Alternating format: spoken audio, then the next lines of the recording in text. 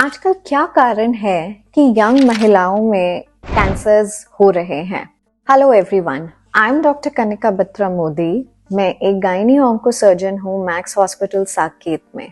तो आजकल हम देखते हैं ये ट्रेंड पाया जा रहा है globally, cancer in the young woman. ये पाया जा रहा है ऑल ओवर द वर्ल्ड कि महिलाओं को एक जल्द उम्र में instead of their 60s and 70s in their 30s and 40s cancer हो रहे हैं, डिफरेंट टाइप्स के, इंक्लूडिंग ब्रेस्ट एंड गायनोकोलॉजिकल। तो क्या कारण हो सकते हैं इसके, क्या इम्प्लीकेशंस हैं इसकी, और हम क्या कर सकते हैं? How do we respond to this change in trend?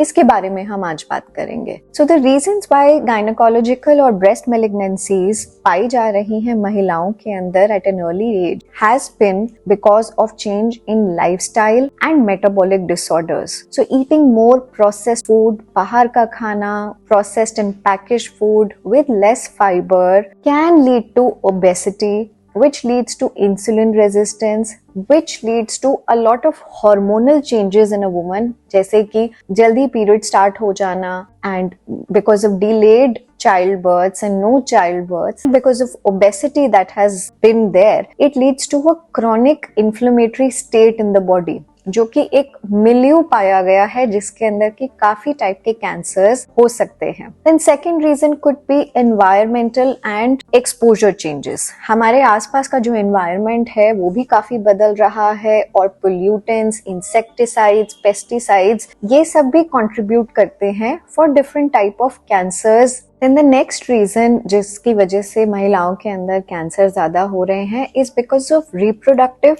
and hormonal dynamics. So early menarche होना, delayed reproduction, less breastfeeding and hormonal milieu जो body के अंदर होता है, all these are also known risk factors for breast and gynecological cancers in women. Then another reason is improved detection and awareness. So because of improved detection also हम लोग पकड़ पा रहे हैं cancers in women at an early age. But that's not the whole story and doesn't explain why the shift is happening. But yes, younger women are being more aware, and because of which also more number of cancers are being detected. Then another reason is genetic susceptibility. So a lot of times genetic mutations होती हैं, जैसे कि BRCA mutation जो play करती है important part in gynecological and breast malignancies in women. ये families में चलती है और एक autosomal dominant type of mutation होती है। सो इसकी वजह से भी